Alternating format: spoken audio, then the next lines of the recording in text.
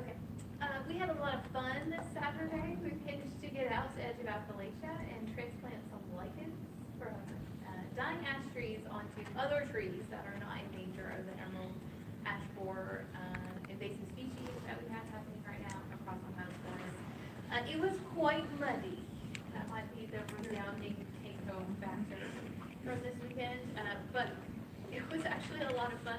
For me, it was really nice to be back out in the field for a change and remember that, yes, I used to do this. I remember why I used to enjoy it.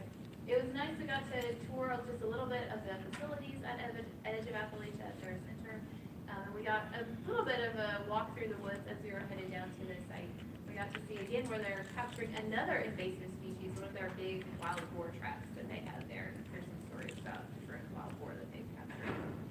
Had a really nice experience meeting Mark Sklova again, who came and taught the class in the fall semester, but then was definitely our guide throughout this project on Saturday. For those of you who participated on Saturday, you have until next Tuesday to complete homework 4, which is the reflection about what happened on Saturday. There are some questions for you to answer that are on the homework assignments. Make sure you answer those in your reflections. But essentially, I want to hear what your experience was like. So probably quite different from mine. And I had different priorities, like making sure everybody got back out of the woods, and that everyone was safe on the way to and from there, which was also a fun experience in command. But I'm interested in what you guys got out of the experience, to give you a chance to think about what you did actually get out of these experiences. Okay, you are welcome, each and every one of you, to come on our second service learning opportunity, which is March 23rd. We'll also be meeting at 10 a.m. that day. Again, it's like a 10 to 1 event. We learned on Saturday you should probably budget yourself time for 10 to 2 just to be able to get out of the site and get back into civilization. It's at the Cincinnati Nature Center. It's at their Long Branch site, so I'll give you directions as we approach that date. Notice that it is at the end of our spring break, so we will not have class the week right before the service learning opportunity. So next week, as our last week before spring break, I'll give out the permission slips, the waiver forms, and the little sheet of directions about meeting there. And I'll email you guys during spring break for a reminder. What I have managed to do for this particular project is that the Cincinnati Nature Center has registered as an organization with UC volunteers. And so this particular service learning opportunity, you don't have to, but you're definitely welcome to. You can sign up online at volunteer.uc.edu. You can use this link in the lecture slides, and you can sign up to volunteer, and that'll get recorded with the university that you have participated in that particular service learning. You'll give a little heads up that, hey, this particular student is coming out that day, in addition to what I'll be communicating with. The gal's name is Olivia that we're working with at the Nature Center. If you've already participated in a service learning, you don't have to come, but you are certainly welcome to come. Okay? If you have not yet done one, then this is your next opportunity. The last one is April 13th. Is also a Saturday, and that's a litter cleanup here in Clermont County. We'll pick a site that works out best for our group size. Yeah. Did you say what we would be doing? This is definitely invasive species removal. We're going to be taking probably honeysuckle out of one of their prairie areas in the woodlands that they have there. In order, again, it's a running theme, this idea of invasive species in terms of our service learning. This time it's going to be more physical probably than the hike and the lichen transplanting that we did this weekend.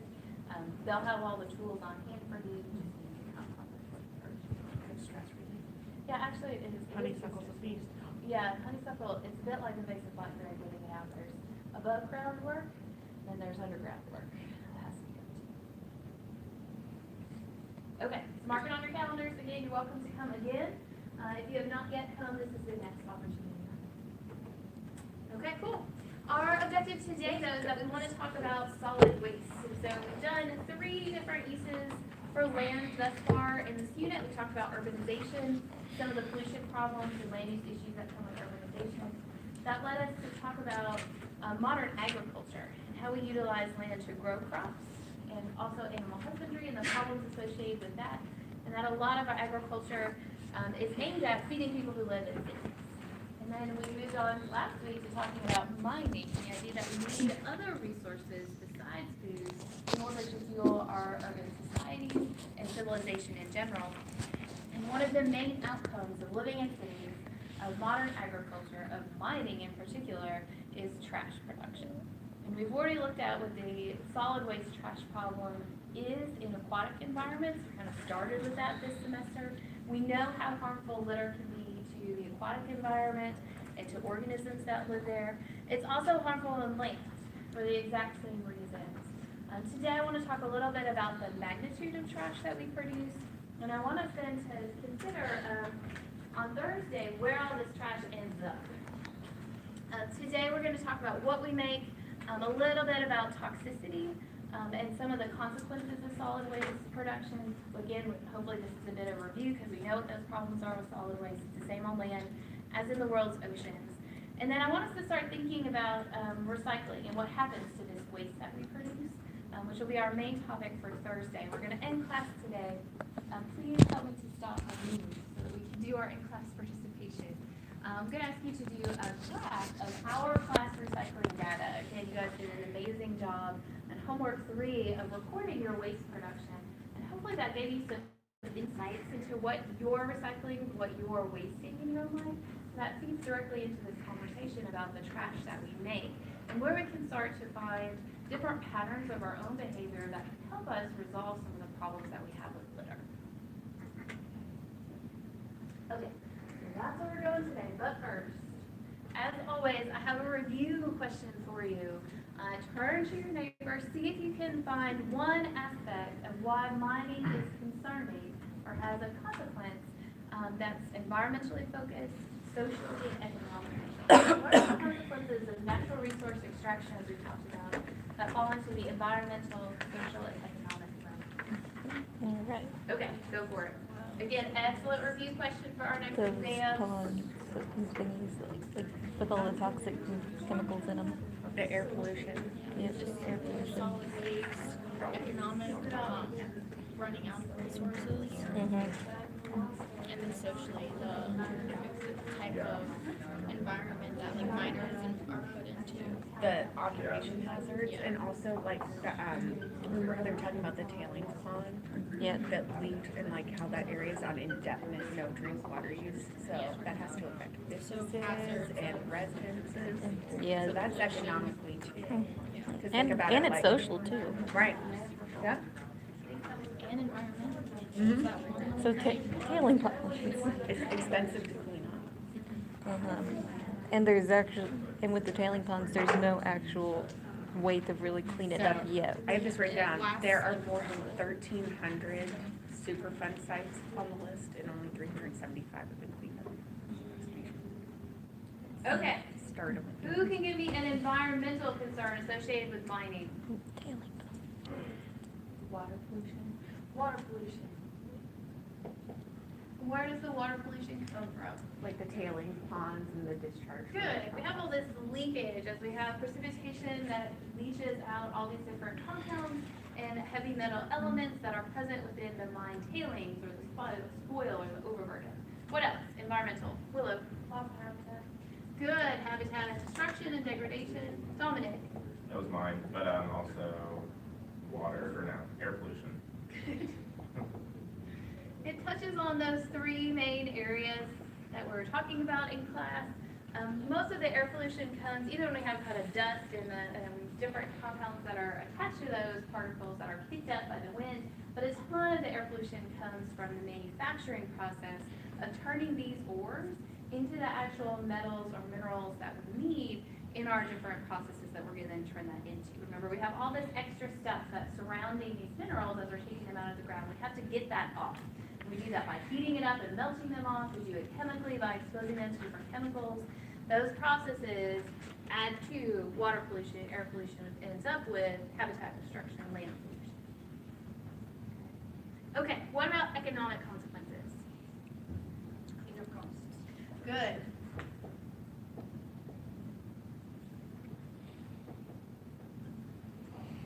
Look.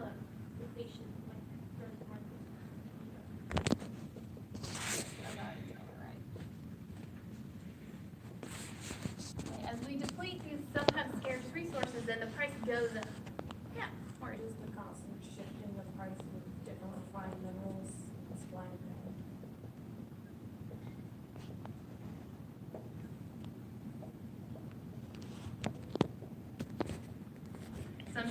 cheap, sometimes it's expensive.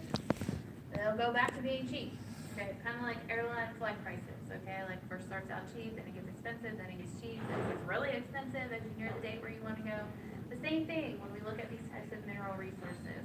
And it affects not only these types of mineral resources that we're utilizing in a variety of different aspects of our lives, but it also will affect fossil fuels and their market volatility and how much we're willing to pay for them and how valuable they are as resources. We're going to talk about those fossil fuels next week. Okay. What else? Economics. Yeah. Well, when there are consequences of like no drink zones, that affects businesses. Good. You can think of it as cleanup costs, but maybe, how would you say that? Remediation, I mean, like, cause it's more, I don't know. Remediation or, I almost think of it as community costs. Right. Stuff that happens indirectly as a consequence of these mining operations or the manufacturing process or the cleanup of these different wastes that are produced both directly by mining and then also by using these goods that are the direct product of these different extraction things like, yes, we have water pollution, yes, we have land pollution, we have to deal with all the waste that's produced. Socially, how is mining potentially negative? Yeah, like, The working conditions and hazards of the miners. good.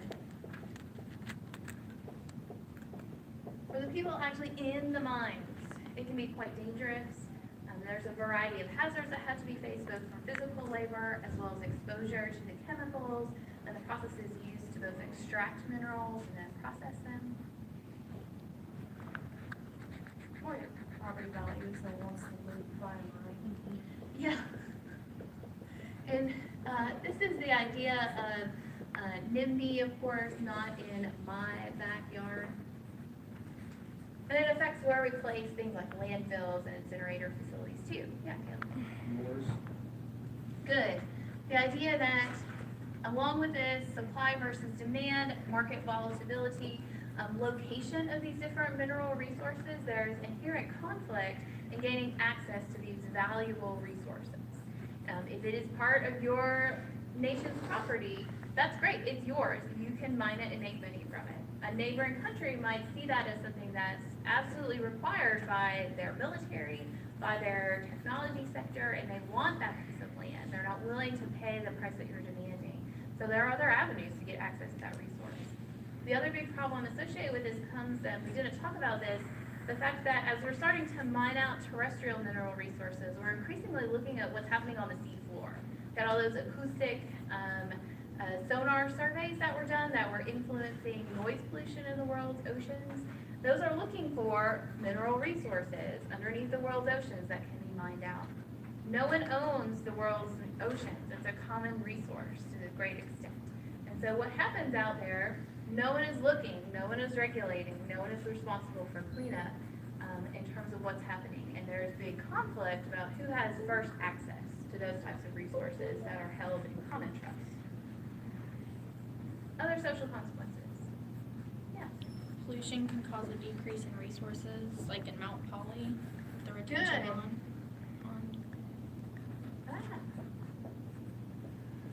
So when we have water pollution, there's less fresh water available. That influences the community. When you have air pollution, that causes a variety of diseases within your community has to pay for that, deal with that, provide health care for that, resources to compensate for that. And that has social costs. Okay, again, it's indirect necessarily to what's actually happening to the workers in the mine, but it's something that is borne by the entire society. And one of the things that we'll see again as we start to talk about solid waste in the next couple days is that the cost of cleanup, the cost of healthcare for workers and communities, the true cost and value of minerals is not normally passed on to the consumer because we're not willing to pay for it. We want things to become accustomed to things being cheap. We did full cost pricing of our trash. We did full cost pricing of some of these mineral resources and the different items that they're utilized in. Then we would pay for cleanup. We would be able to bear the cost of these social burdens associated with resource extraction, but we are not yet willing to do so because we are become accustomed to cheap goods. And it isn't until now that we're starting to see the long-term consequences of this type of consumerism, this type of mineral resources. Isn't that part of the problem though, that we're such a consumer-based society that by keeping those low prices, we're only feeding the problem? Definitely. And that's something, again, that I want you to gain an idea of a mindset shift. And we thought about different mindset shifts already this semester in terms of urban agriculture and what green communities might look at. We've thought about it in terms of what we want out of modern agriculture.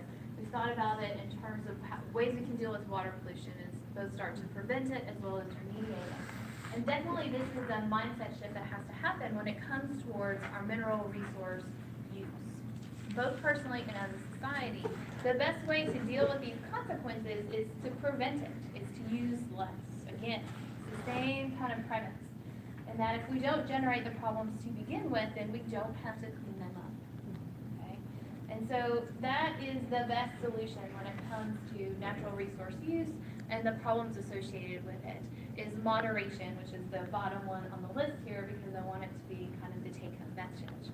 That use less you want, and that comes sometimes from wanting less, thinking about what it is you absolutely have to have and what it is that you want. So, my kids just gave me one of them because he's very excited about it, his birthday wish list, okay? It's all these plastic toys. And I'm like, it's the same thing at Christmas, okay? So-and-so, like, there will be some that you will get, and there will be some that you will not get, okay? Tell me exactly the one that is the most important, that you will be devastated if you don't see it on your birthday. Okay? Because I'm not buying all of this essentially trash that I know will break within a couple weeks or a couple days after purchasing it for you. Okay? Yes, when we go to the museum and you go through the museum store, my kids want everything in there, and that's really exciting because these are science educational toys. But at the same time, do they absolutely use it? No. Okay? And start to think about that in your own life. What is it that you absolutely have to have? What is it that if you pay a few dollars more, it will last you a little bit longer? And thus will decrease the amount of waste that you produce and the mineral resource used in its production. Again, thinking about life cycles of products. And that maybe a few dollars more gives me actually a lot more value. Definitely when it comes to mineral resource use, when we're thinking about depleting supplies, then finding substitutes, finding new materials is an excellent resource for shifting us away from some of our reliance upon these naturally occurring substances. Now, each of those, new nanomaterials or synthetic materials is going to be using its own mineral resources and compounds and elements in order to produce it. But hopefully it's something that we have greater access to, that's more abundant, that is cheaper, and produces less waste when we're done with it. Okay? Definitely the move to lithium-ion batteries that we've seen in electric cars has been a big, improvement on the nickel metal hydride batteries that we had, which were very toxic to produce, very toxic to waste. So are lithium-ion batteries, but they last so much longer, like hold charge so much longer. So they're more useful, and we end up using less minerals because you have to make less of them and replace them less frequently. Along with this idea of mineral resources, moving into talking about trash production again, is this idea of recycling. And that when we do have a mineral, then let's recycle it. Let's get it back out of the product so that we don't have to mine more of it. Okay? An excellent example of this, of course, is that recycling aluminum produces about 95% less pollution and uses 95% less energy than making an aluminum can out of aluminum directly mined from the earth. So that's a huge benefit. That's a huge savings, again, when it comes to manufacturing and wasting resources, is to reuse those minerals that we have already taken out of the ground. There has to be a focus on that. We have to demand that in the products that we are willing to buy and purchase. Any other comments? Okay. All right, let's talk about trash. Okay. In a normally operating ecosystem, there's not waste production. There's not piles of waste left rotting on the Earth's surface for a significant period of time, because what is waste of one organism or one process in an ecosystem provides the energy and fuel, the starting material resources for another organism. And so what is waste to one organism is food, necessary resources for another organism. And in this way, We keep all of the waste recycling on various timescales. Definitely some stuff goes faster than others. And we make sure that those resources that are present on the Earth's surface are used in a sustainable and definitely available fashion. That if there's not waste from one organism to provide fuel for another, then those organisms that are looking to eat that type of waste, they decline in population, which allows, other organisms to increase in abundance, and the cycle moves on. It is a true cycle, and that there's not any open-ended, arrows. Most particularly when it comes to organic compounds, when it comes to mineral resources. This is the principle of environmental science of chemical cycling, that what is present here on Earth provides and sustains the other processes that are here. Okay? This cycle is open-ended when it comes to energy, and we'll talk about that in the laws of thermodynamics next week. But in the human ecosystem, we're overwhelming our waste removal processes. We're taking stuff out at a greater rate than what it can be replenished or what it can be broken down. And that unbalances this system. It means that the waste that we're producing is not directly food for other organisms, it doesn't feed into other processes, largely because the rate and the magnitude of the waste that we're producing. We're doing it so much faster than the natural ecosystem can clean it up or take care of it for us. And there are lots of reasons why that is. Part of it is that we've had an increase in human population. That has definitely been because of modern agriculture. That has been because of modernization of medicine. That has because of urbanization and technological advances. Part of it is our rampant consumerism that we see in some of our more developed nations, where we take a ton of physical resources and we very rapidly turn them into trash. It's not that we do have a ton of stuff in our houses, right? But a ton of that stuff also gets thrown away on a daily basis. And that overwhelms the natural processes. Okay? And so when we think about this process in humans, our waste is not directly food for other organisms because of the types of waste we produce and the magnitude and the rate in which we produce it. And these are some pretty startling statistics, I think, and hopefully as you were recording the items that you threw away a couple of weeks ago, you got some understanding of the waste that you personally were generating, and hopes that you can start to identify where you might cut back on this, okay? Here around the world, we make about 3 trillion pounds of trash per year. This means that on average, a person today makes about 2.6 pounds of trash per day. The United States is the greatest generator of kind of industrial as well as municipal solid waste. And so on average, the U.S. Citizen makes about 4.6, almost 5 pounds of trash. And that includes everything that you throw away. It includes your compost and your recycling, as well as the stuff that's going actually to the landfill. And so that's another thing I want you to start to envision is that, yes, we have certain waste streams for some of this trash that lets it be recaptured or allows it to be recycled more appropriately in line with chemical cycling, solar energy, biodiversity. But we're still making a lot of waste. If we look at what the average U.S. citizen is throwing away, about a quarter of what they're producing as waste is paper. Okay. So again, think about how much paper you throw away on a daily basis. Even if you're reusing paper and you're doing stuff on both sides of the paper and then it goes into the recycling bin, a large percentage of our waste is paper products. Okay. The next biggest slice here is food waste. Okay. And then we're thinking about yard trimmings, which again is organic waste that isn't generated necessarily inside our home, but definitely is outside. And again, even if you live in an apartment complex, think about the gardeners and the landscape architects that come and clean up the grounds of your facility. Okay, inherent with living in an urban suburban environment is the production of this type of yard waste. We then have plastics. We have things like rubber and leather and textiles that we're throwing away. We have metal products. We have wood products of a variety of different types. Usually this is some type of construction material that you've utilized. Glass is a much smaller fraction of this particular pie than what I think it used to be.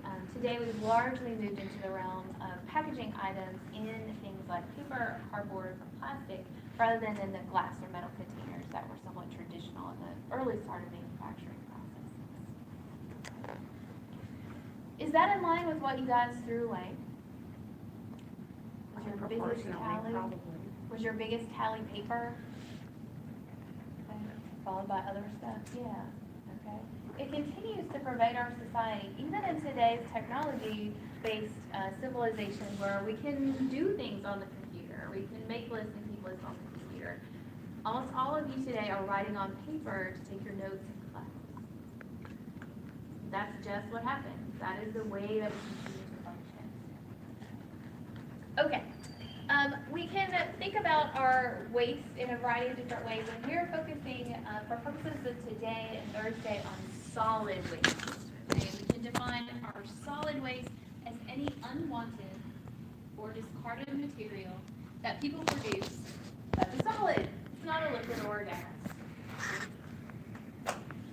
Most of our liquids that we produce in the course of daily life, they go down the drain in one fashion or another.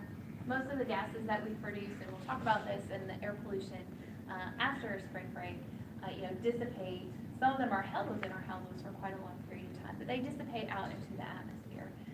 And it's our solid pieces of trash that tend to accumulate in our homes and then that we discard once a week, a couple times a week, depending upon how often we have trash service. In the United States, we define our solid waste into two categories, and the statistics here are for the United States. There is industrial solid waste, and that is the waste that comes from mining, agriculture, and industry. And it's actually the vast majority of the solid waste that's produced in the United States falls into one of these three categories. 76% of the solid waste produced in the United States comes from mining, those resource extraction techniques that we talked about last week. Farms produce 13% of the industrial solid waste. Okay, we're talking about piles of sediment. We're talking about rotting compostable material. We're talking about food waste production. We're talking about the leftover pesticides and chemicals in the farms, on the land, left over in the farms. Okay. 9.5%, about close to 10% of our industrial solid waste comes out of industry, these different manufacturing processes. What's left over after they utilize the minerals that they got out of mining? What are the leftover pieces of cloth after they've cut out all the t-shirts and stitched them all together?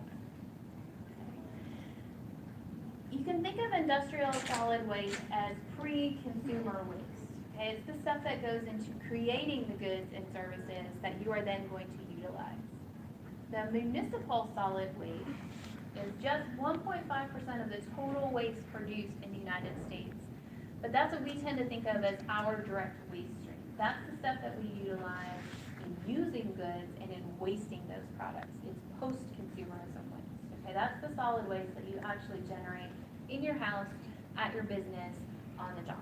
Okay, that's municipal solid waste. And again, we think about it being collected in municipalities, in townships, and cities, and villages. And that's municipal solid waste, or MSW. Okay. We focus on what happens to municipal solid waste, and we're definitely going to do that in these lectures in class, but recognize that it's a tiny fraction of the solid waste problem. And that if we really want to do something about solid waste production, we have to start at the source, at things like mineral resource extraction and farms that are producing most of the solid waste. We have to think about how our goods are produced in order to reduce waste production. Okay.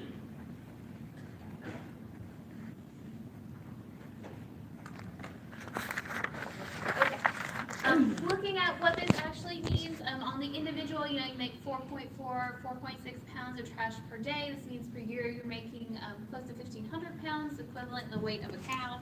The height of which, if you stacked it all up next to each other, would be the height of the Leaning Tower.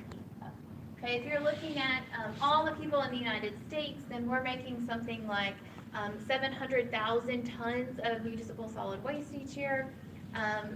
Per day, per year, that's 254 million tons, or the equivalent weight of over 1 million blue whales, and enough waste that if you stacked it all up together, it would stretch for 60.9 billion feet, enough to reach to the moon and back 25 times.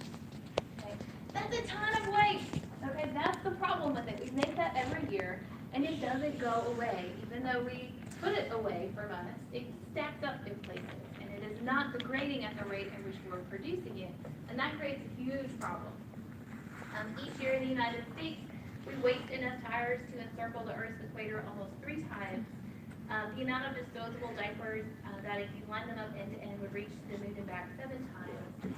We throw away enough carpet to cover the state of Delaware. We throw away enough non-returnable plastic bottles to form a stack that would reach from the Earth to the moon and back 6 times. We throw away 100 billion plastic shopping bags, or 274 million per day, or 3,200 plastic bags every second. Why? That one floors me, because I'm in a no plastic bag economy in my house. Enough office paper to build a wall 3.5 meters high across the country from New York City to San Francisco. We waste 250 billion plastic foam or styrofoam coffee cups, and if you line them up end to end, they would circle the Earth's equator 436 times.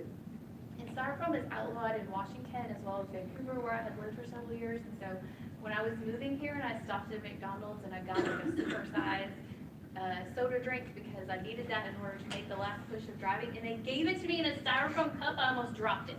I was like, what the hell is this? And why are you still using styrofoam? And now I have an enormous amount of styrofoam on my conscience. And we also waste $165 billion worth of food.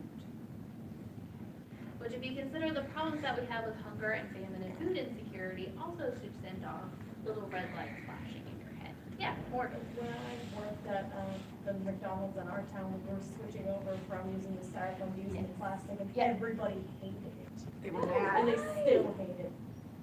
Because if you don't understand the dangers of styrofoam, it's superior in that it doesn't sweat and get wet all over your car. Who cares about a little bit of water? Well, people do who don't know that it's bad.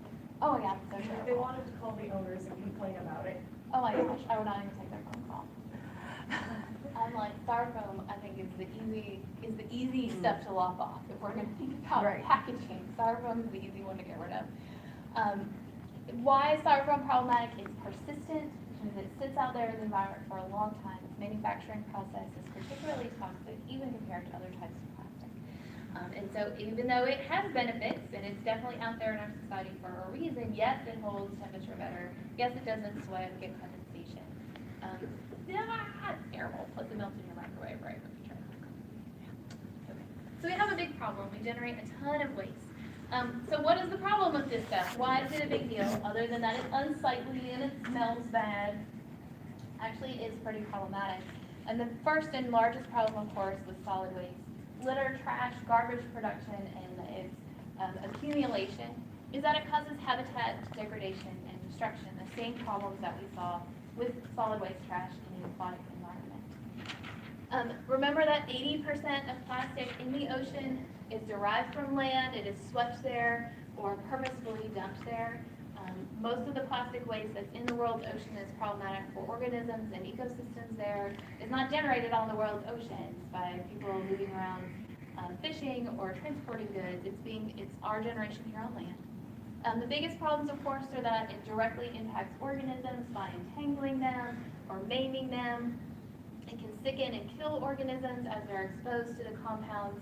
As these, particularly plastics, start to degrade in the environment, we're seeing a buildup of some of these toxic chemicals, again, as they bioaccumulate and biomagnify in organisms. Things like whales that, don't live next door to those production facilities or landfills have high concentrations of compounds from the degradation of plastics in them.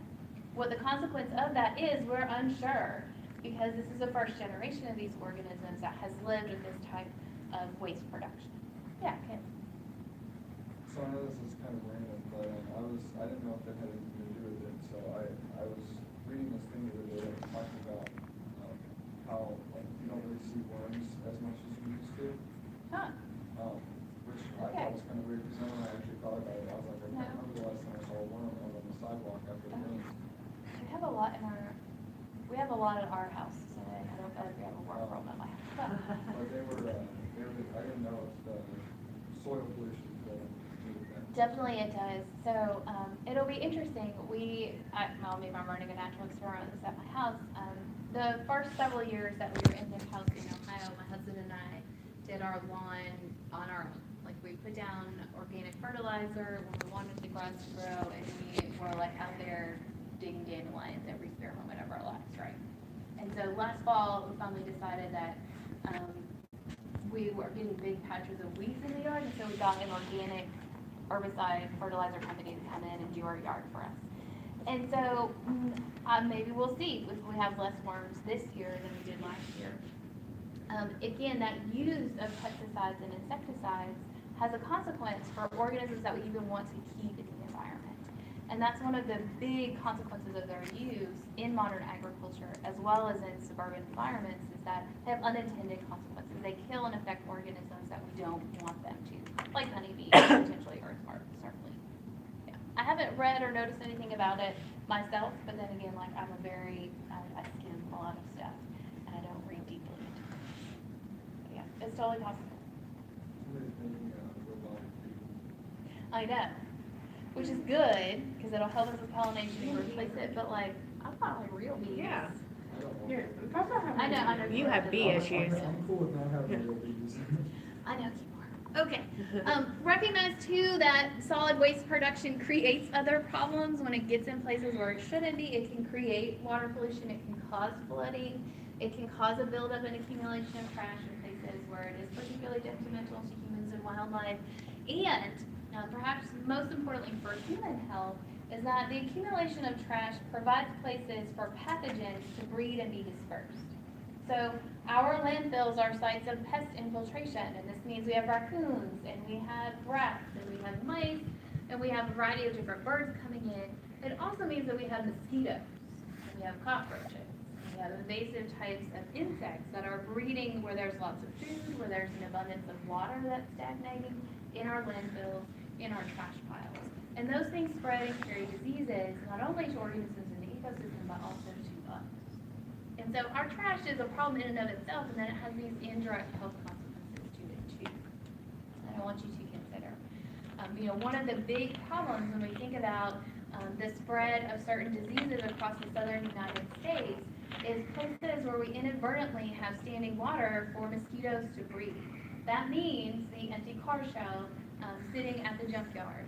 That means the empty tire that can accumulate water in the inside rim. That means your leftover plastic milk jug that has been crushed but has not yet been recycled can accumulate water where mosquitoes can breed. Those are things that are harder to spray for. Those are things that we're asking landowners and private owners to be personally responsible for dumping those things out to help us control the spread of mosquitoes and mosquito-borne diseases. Okay.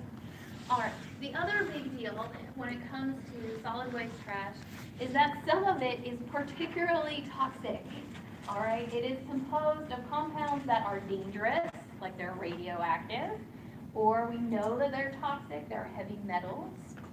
We know that they're persistent organic pollutants as they break down, and that becomes problematic. Some waste is problematic because it's persistent, can provide breeding grounds, it destroys the natural beauty, harms organisms. Some solid waste is particularly problematic because it is actually toxic in its constituents or as it is produced and wasted to living organisms. So our hazardous and toxic solid waste trash are discarded substances that threaten human or environmental health. 80 to 90% of hazardous toxic solid waste is produced in developed nations. This is definitely a first world problem. And the United States leads in the production of hazardous and toxic waste. Why is it problematic? It's toxic, it causes death or sickening of humans or organisms. It's corrosive, which means that it eats into the linings of the containers that it's in, or it degrades because of changes in pH or the particular compounds in it, other mineral resources or trash around it. It's flammable, it's easy to catch fire. It's violent or an explosive chemical reactant, which means that, of course, you have to waste it in a very particular fashion. This is common coming out of mining and manufacturing processes. It's also true of our military waste. You may know that certain of the solutions that you utilize in painting your house and solvents that you utilize in cleaning, those things are flammable, and when in just the right combination, usually as you're wasting them and putting them in the trash, they can react and cause explosions with other components of your trash. And then, of course, some of it is disease causing, and that it contains pathogens in it, and then can spread those on to the environment or to other people. Yeah, okay.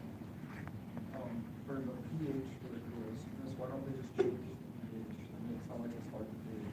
So think about this in terms of batteries, and that you know that as a battery starts to get old, it starts to corrode. The reason the battery works is because it has a high or low pH, usually they're low, they're very acidic. And so that's corrosive over time to the casing of the battery, and then when you waste it and allow it to degrade, it's corrosive to the rest of the stuff around Well, it.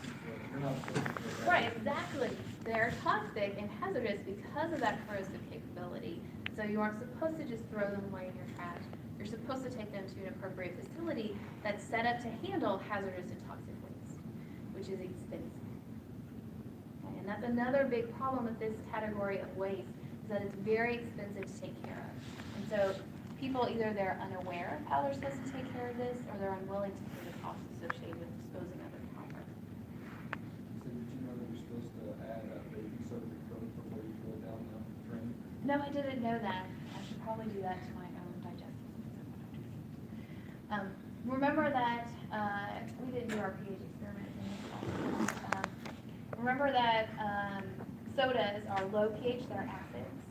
And so that's one of the problems if you drink a ton of soda, I mean like a ton of soda, like over 2 liters a day of soda. You will erode and corrode the lining of your digestive system if you're exposing it to low pH. So again, in order to neutralize that pH, if you're throwing away COVID stuff, then yes, the opposite of that is baking soda, which is a basic, and it can help to neutralize that pH change.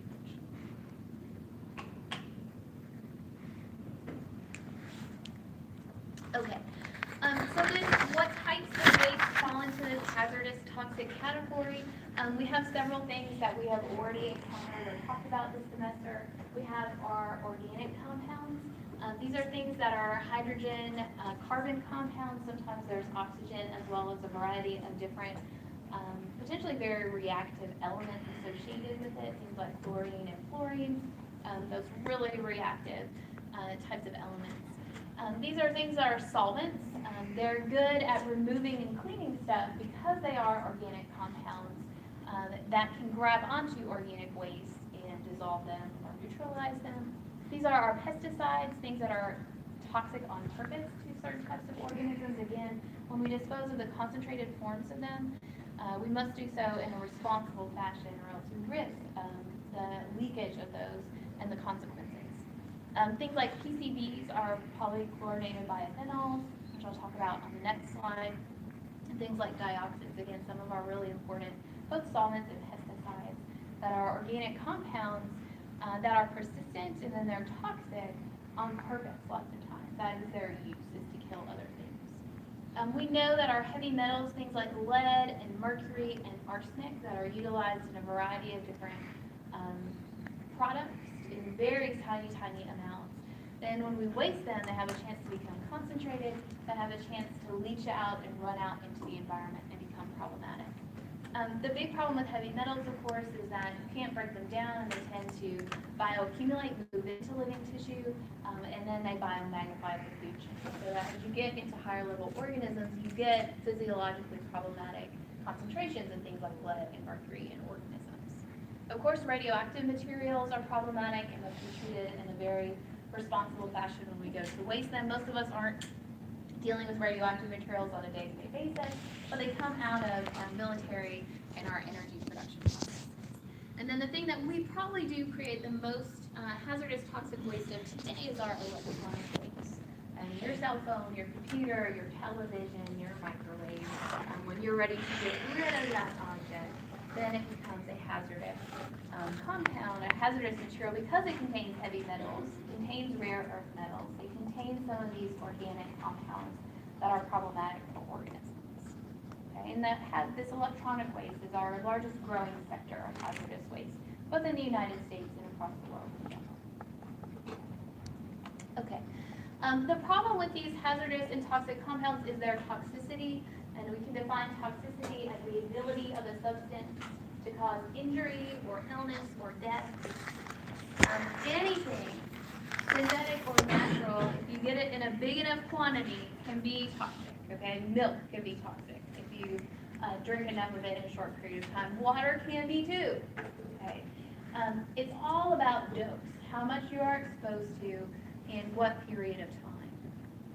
And this means that almost anything that we produce as waste can be toxic if it gets concentrated if it's dumped in a location in a very concentrated form in a very short period of time. It can be problematic for the ecosystem around it. It also means that for many of these hazardous toxic compounds, we produce and waste them at very low quantities. But we do so over a long period of time, essentially forever. And so our exposure to them is low but constant. And for many of these compounds that are being produced and utilized today in our products, again, we're the first generation to be exposed to them. We don't know what long-term exposure to them looks like or what the consequences might be. For most of these hazardous waste categories, we're aware of the acute, short-term, very concentrated exposure consequences, and that's why they're hazardous. It's less clear of the hazardous, toxic nature of them over a long-term chronic exposure. So everything associated with toxicity is going to talk about dose. Okay? The amount of substance or chemical that's ingested or inhaled or absorbed over a given time period. And again, the higher the dose, the more you get in a short period of time, usually the greater the problems for you. When we think about dose, we often talk about lethal dose 50, at what concentration and dose quantity kills 50% of organisms in a said period of time. And usually we think about things like zebrafish or Drosophila as a test organism for these hazardous concentrations of materials. Recognize that there are genetic susceptibilities and resistances to certain hazardous chemicals. And so that even though we may have done our model in zebrafish or even sometimes in chimpanzees, that data has to be translated into humans. And each human has their own individual response to a hazardous toxic compound or chemical. That's dependent upon your genetics, dependent upon your prior exposure, it's dependent upon the health of your individual immune system. In some cases, it's dependent upon your mental state and how well you can respond to this threat and mount your body's internal defenses in order to fight it off. And so what may be hazardous or toxic for one person, like a bee sting, is not hazardous or toxic for another person. And that makes understanding and dealing with hazardous waste a very fraught problem. We can set limits and regulations around hazardous substances and how to deal with them, but recognize that some individuals will be more sensitive and some will be more resilient. And we have to think about those most sensitive members of our population, and not even of the human population, but of the organisms in our ecosystem dealing with hazardous waste. Okay, so my example of this are PCBs, and we think about toxicity and hazardous waste. These are polychlorinated biphenyls. They're a category of compounds of about 200 chlorine-containing organics. Chlorine is a very reactive element. It wants to fill its outer electron shell, so it really likes to steal electrons from other elements and atoms. And that means that it's very reactive. It doesn't just sit in the environment and do nothing like argon or neon. It actively interacts with other atoms and elements around it, including biological tissue. And that makes it really problematic in the environment. But it is an excellent use when it comes to manufacturing and industrial processes. These polychlorinated biphenyls, because of their reactivity in some cases, they're excellent lubricants that are utilized in a wide range of machinery. They're really useful as hydraulic fluids for all these different pistons that we have moving in all types of machines. And they actually are good electrical insulators. So they help us in energy generation and in energy transfer. They help protect us in some cases from electrical shocks. And because of their usefulness to industry and manufacturing, PCBs were widely used throughout the world since they were first synthesized in 1929 until about 1977. And in 1977, these 200 chlorine-containing compounds were banned because the research finally caught up with these compounds and showed that they cause things like liver cancer, low birth weight, birth defects in humans as well as in wildlife. And so for workers that were working directly with these compounds, there were immediate acute consequences because they were getting a high dose of the toxicity. We were starting to recognize that these compounds bioaccumulate and biomagnify and cause problems for humans and wildlife that weren't in direct contact with PCBs. Okay. The difficulty with PCBs is that even though their production and use has been banned for 40 years, 80% of them are still out there in the environment. They are very persistent. They're organisms that can break down PCBs are very few and far between, and they metabolize these compounds very, very slowly. This means that 40 years from now, there will be 60% of them or so left on Earth, okay? We're talking about several generations of humans before all the PCBs are finally gone, and we don't have to worry about their toxicity. So is it 80%, is that? It's like 70%, sorry. We're Okay, I just want to make sure. Slide is always right. Okay. I got over it. They're fat soluble, which means that PCBs end up in our bodies, where we have tons of fat. They end up in bears, they end up in whales, they end up in deer, organisms that make a lot of fat in order to insulate themselves from cold weather. As they eat and interact with these compounds just out in the world around them, they stick in their bodies. So they get into high concentrations and the dose and the toxicity increases. That's really problematic. That's the problem with these types of organic, persistent organic pollutants. They stick around, they don't go away, and they continue to have problems even if we're done manufacturing them.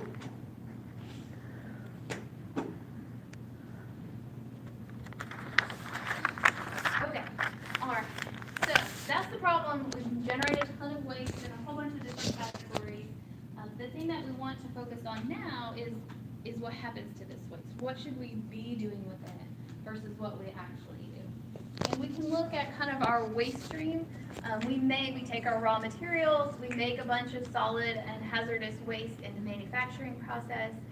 We use those products that are produced from this, and then we waste those too.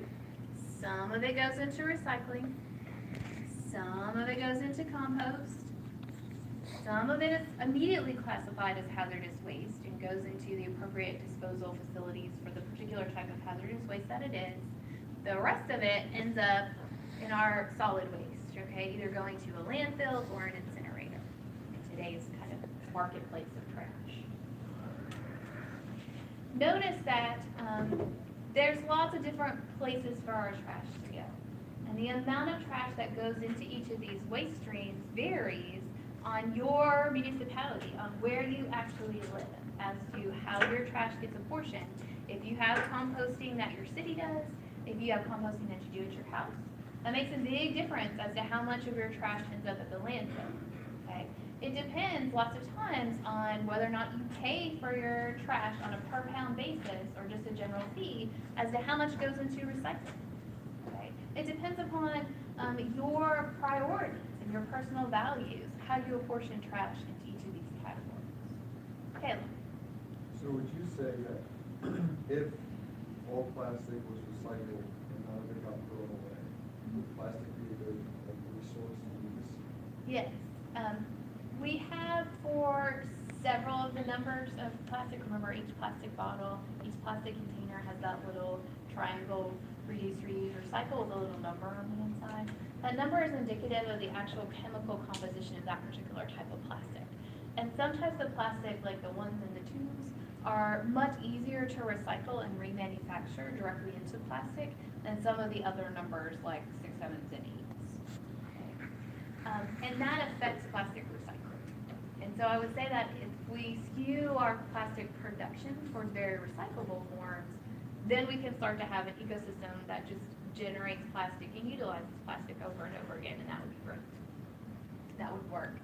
But because we utilize plastic in so many different ways, there are some really recalcitrant types of plastic that there's not a market for in recycling, and there may never be a market for them.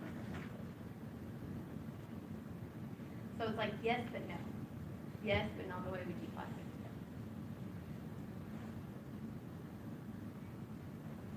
today. Okay, all right, so my question for you now is to look at our class waste generation that we did in our homework free exercise. and I want you to answer a few different questions about our waste generation. I'm gonna give you the data. What I have done, and I have a bunch of different worksheets here, and I have graphed this for you if you don't want to use your computer for the graphing project. Each group is gonna get the raw data. Each row represents a student, and then how much paper, metal, plastic, glass, trash, paper, metal, plastic, glass, trash they generated on the 2 days of our little experiment. The daily totals for each of the waste categories is the darkly shaded row. And then I have added everything up into total paper items thrown away, total trash items in the bottom row below, okay? What I'm asking you to do in your group is figure out, do we as a group recycle at the national average for recycling, which is about 34% in the United States, or do we do better in our recycling practices? And then I'm really interested for you to take this data, any part or portion of it, and create an informative graph that tells us as a group a little bit about our trash production practices, okay? You can address any question you want to, like, what percentage of our waste is recycled? What is the category of waste that's recycled the most in our class or thrown away the most in our class, okay? And what I'm gonna ask you to do is answer the question on the worksheet and create a graph, and then I'm gonna ask you to explain your graph to the other groups in the class, okay? So you want something that's informative and convey some information about our recycling habits, so we can understand what we're actually doing as a community. Okay? 3 things that a graph has. It has a title. Okay? It has axis labels, what's on the x-axis, what's on the y, and orange is on the board. And then it has informative data. Okay? If you just graph everything that's on here, that's not informative, I can tell you right now. Okay? You'll get a pretty multicolored thing that Excel pops out for you, or that you can draw, but no, that's not it. We want you to do some synthesis and analysis of the data that allows us to see some trend that's going on in the data. Okay? It has to have a title, it has to have axis labels, and it actually has to communicate information. Okay, so our purposes today are both to practice graphing, see what we can do. You can use your computer, someone in your group's computer, or you can have graphing for you to use. And I want you to see how our recycling habits compare to national averages. Okay, all right, this is an activity for 2 or 3 people. You can come up to the front and I'll give you the worksheet as well as the data.